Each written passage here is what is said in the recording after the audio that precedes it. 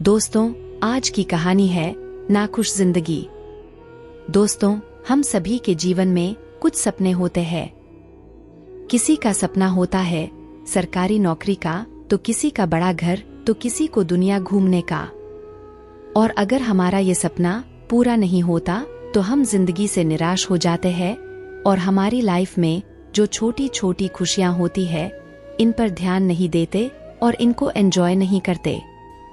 बस जो हमें नहीं मिलता उसको सोच सोच कर पूरे जीवन भर रोते रहते हैं। दोस्तों, ये कहानी भी एक ऐसे ही युवक की है, अपनी जीवन में बहुत दुखी था। तो चलिए देर ना करते हुए महात्मा बुद्ध की ये कहानी सुनते हैं। एक बार भगवान बुद्ध के पास एक आदमी आता है। आदमी के चेहरे पर उदासी साफ साफ नजर आ रही थी। बुद्ध ने उसको देखते ही उससे पूछा, बताओ तुम्हारे दुख का कारण क्या है।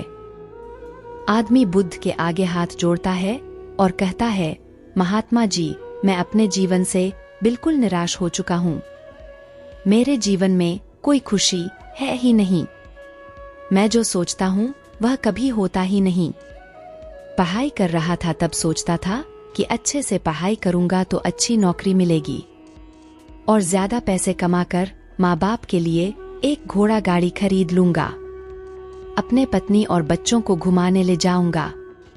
लेकिन अच्छे से पढ़ लिख कर भी नौकरी तो मिली, लेकिन इतने पैसे नहीं मिलते जिनसे यह सारी इच्छाएं पूरी कर सकूं। जैसे तैसे सिर्फ खाने पीने का इंतजाम हो पाता है।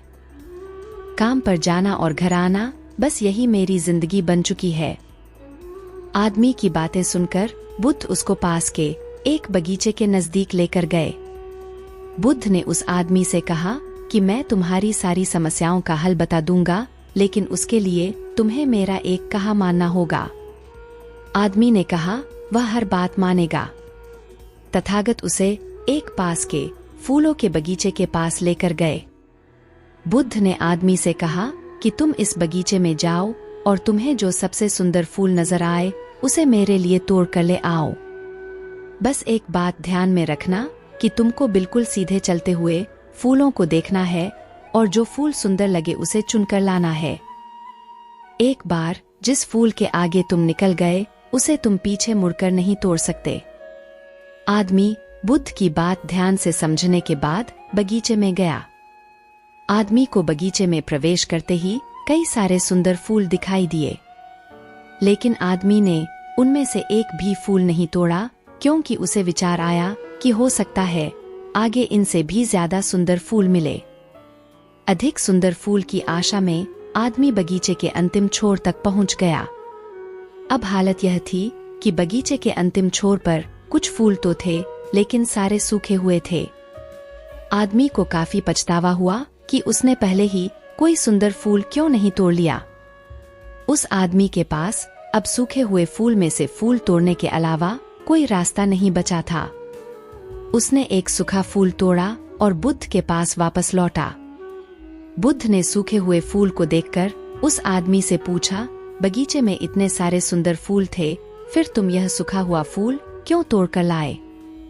आदमी ने कहा, इस विचार से कि आगे और अधिक सुंदर फूल मिलेगा, मैंने सभी सुंदर फूलों को पीछे छोड़ दिया, इसलिए मुझे अंत में यह सूखा हुआ फूल तोड़कर लाना पड़ा। महात्मा बुद्ध ने कहा कि यही समस्या तुम्हारी भी है। यह बगीचा तुम्हारा जीवन है और इसमें वह सभी तरह के फूल, छोटी मोटी खुशियां हैं। तुमने ज्यादा बड़ी खुशी के आशा में इन सभी छोटी छोटी खुशियों को पीछे छोड़ दिया है।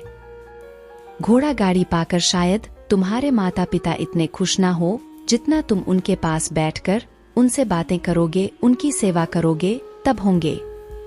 किसी बड़े पर्यटन स्थल पर जाकर तुम्हारे बीवी बच्चे खुश हो सकते हैं, लेकिन उससे भी ज्यादा खुश वो तब होंगे जब तुम उनके साथ समय बिताओगे, उनसे प्यारी बातें करोगे, उनके साथ खेलोगे, उनके साथ अपने मन की बातें साझा करोगे।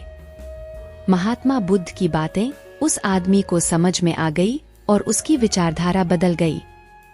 अब वह अपने उसी पुराने जीवन में खुश रहने लगा जिसमें वह पहले दुखी रहा करता था। दोस्तों, यही तो हम भी अपने जीवन में करते हैं। हमारे पास जो है उसका महत्व नहीं समझते और फिर कुछ और ज्यादा पाने की आस में जो है उसका भी आनंद या सुख लेना भूल जाते हैं। और जब समय बीत जाता है तो हमें लगता है कि हमारे जीवन में कभी सुख या खुशियां आई ही नहीं। दोस्तों, मुझे उम्मीद है कि यह कहानी आप सभी को अच्छी लगी होगी और आपको इस कहानी से कुछ सीखने को मिला होगा। ऐसी ही और स्टोरी के लिए प्लीज आप वीडियो को लाइक करके चैनल को सब्सक्राइब कर ले।